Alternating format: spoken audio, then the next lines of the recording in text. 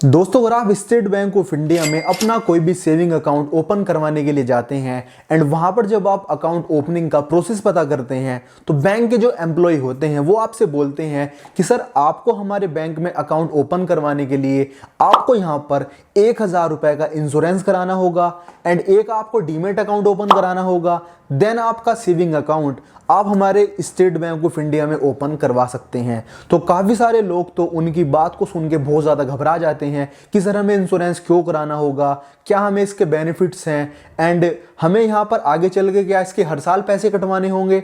And दोस्तों, काफ़ी सारे लोग निराश होकर वापस आ जाते हैं कि सर हमारे पास तो इतने पैसे ही नहीं हैं। सो आज की इस वीडियो में मैं आपके इन सारे क्वेश्चन का जवाब आपको देने वाला हूँ कि स्टेट बैंक ऑफ इंडिया में अकाउंट ओपन करवाने के लिए आपको इंश्योरेंस करवाना जरूरी होता है। अगर आपने इंश्योरेंस करवा लिया है तो उस इंश्योरेंस के आपको क्या क्या बेनिफिट मिलते हैं एंड अगर आप उस इंश्योरेंस को बंद करना चाहें तो आप यहां पर बंद किस तरह से कर सकते हैं, आज की इस वीडियो में आप जानने वाले हैं। तो चलिए शुरू करते हैं।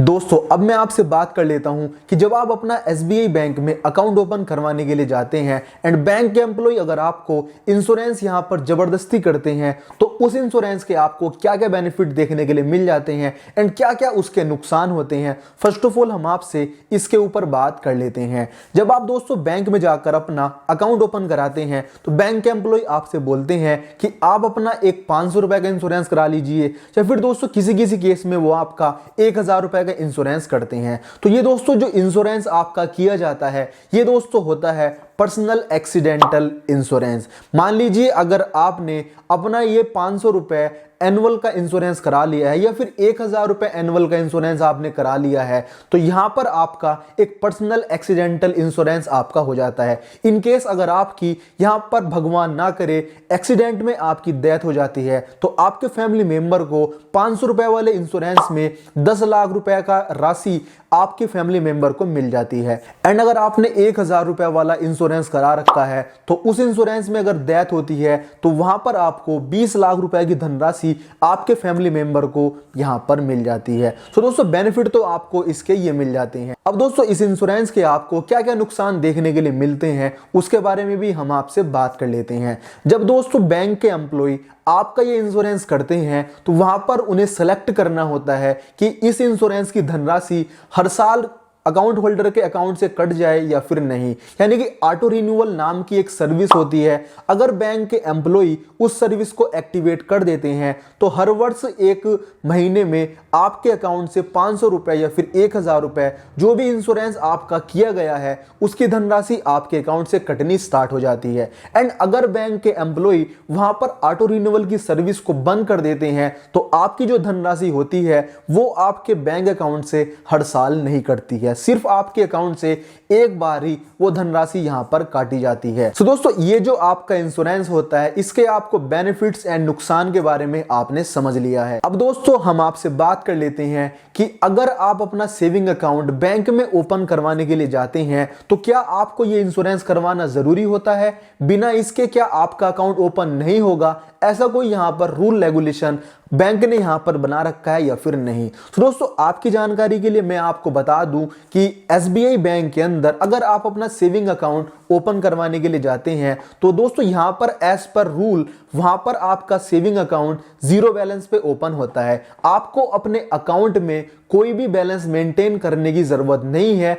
आज मैं दोस्तों ये जो वीडियो शूट कर रहा हूं वो दोस्तों मैं कर रहा हूं यहां पर 13 दिसंबर 2023 के दिन, यानी कि इस डेट तक कोई भी ऐसा रूल रेगुलेशन नहीं है कि आपको अपने सेविंग अकाउंट में कोई बैलेंस मेंटेन करना होगा। अगर इन फ्यूचर कोई ऐसा रूल आता है तो मैं आपको डिस्क्रिप्शन में यहां पर अपडेट कर दूंगा, लेकिन आज तक की डेट में यहां पर किसी भी प्रकार का कोई आपको बैलेंस मेंटेन करने की जरूरत नहीं है। तो जब आप अपना अकाउंट ओपन करवाने के लिए जाएं एंड बैंक के एम्प्लॉय आपसे बोले कि आपको अपने अकाउंट में 2,000 रुपए जमा करने हैं, उस 2,000 रुपए में से आपका 1,000 रुपए का इंश्योरेंस हो जाएगा या फिर 500 रुपए का इंश्योरेंस हो जाएगा, तो दोस्तों आप उनसे बोलिए कि सर आप हमारा जो इंश्योरेंस कर रहे हैं वो इंश्योरेंस करवाना हमारी मर्जी है, अगर हमारी मन नहीं करता है तो हम उस इंश्योरेंस को नहीं कराएंगे। आप हमें किसी प्रकार से फोर्स नहीं कर सकते हैं क्योंकि एज पर रूल इंश्योरेंस कराना मैंडेटरी नहीं है। अगर वो दोस्तों तब भी नहीं मानते हैं कि आपको तो बीमा करवाना ही पड़ेगा, इंश्योरेंस करवाना ही पड़ेगा,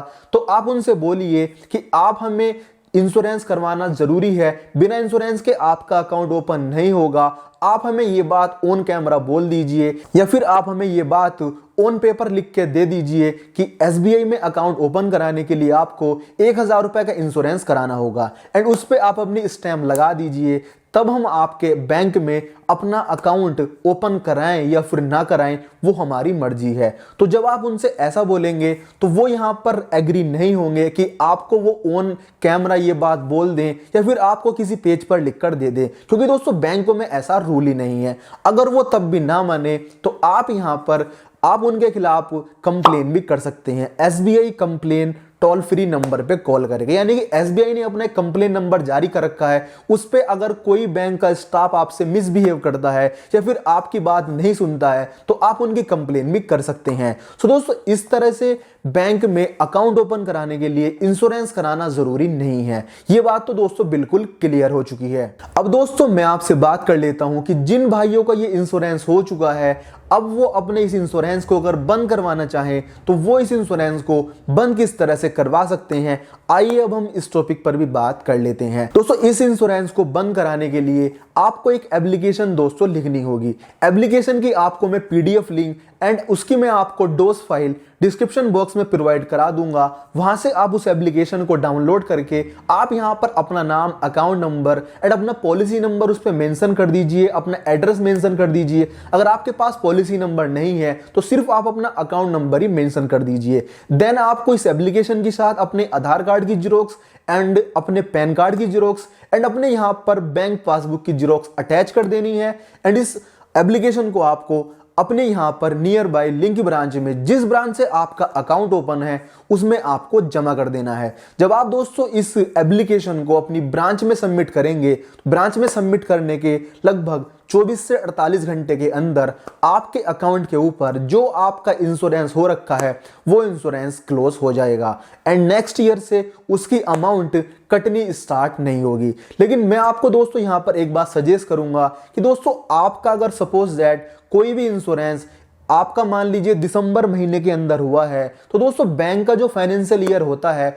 वो दोस्तों होता है यहां पर 30 मार्च तक। यानी कि 30 मार्च तक आपको यहां पर अपना इंश्योरेंस बंद करा लेना है। अदरवाइज दोस्तों अप्रैल में दोबारा आपके पैसे कटने स्टार्ट हो जाएंगे, क्योंकि नया फाइनेंशियल ईयर अप्रैल में स्टार्ट हो जाता है।